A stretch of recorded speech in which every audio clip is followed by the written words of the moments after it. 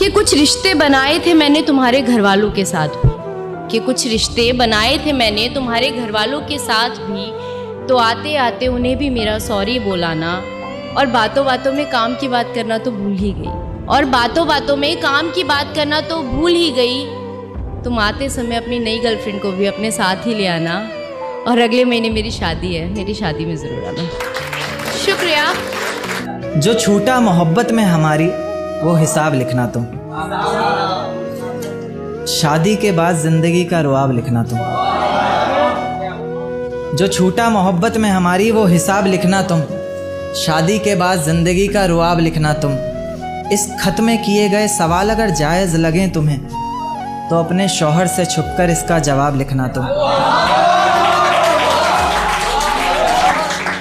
इस खत में किए गए सवाल अगर जायज़ लगें तुम्हें तो अपने शौहर से छुपकर इसका जवाब लिखना तुम।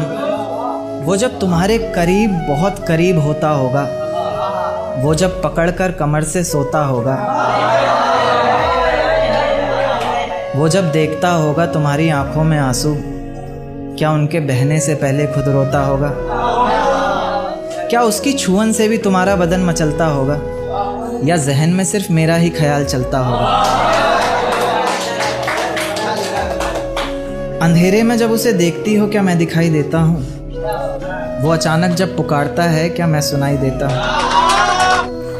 अच्छा, ये जो मेहंदी का रंग इतना गहरा है, आँखों पर आंसुओं का पहरा है, दुआओं में किसी और ने मांगा तुमको, किसी और के सर पर सजा सहरा है।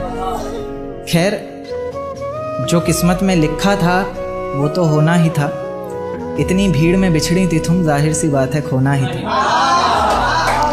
इतनी भीड़ में बिछड़ी थी तुम, जाहिर सी बात है खोना ही था। पर ताज्जुब की बात है कि खोकर भी दिखाई देती हो यार, तुम खामोशी में भी सुनाई देती हो। तुम खामोशी में भी सुनाई देती हो, और इस नज़्म को पढ़कर आँखों से जो बहे वो आब लिखना तुम।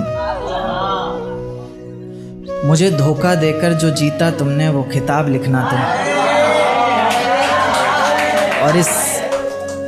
और इस खत में किए गए सवाल अगर जायज़ लगें तुम्हें तो अपने शौहर से छुपकर इसका जवाब लिखना तुम। बहुत शुक्रिया।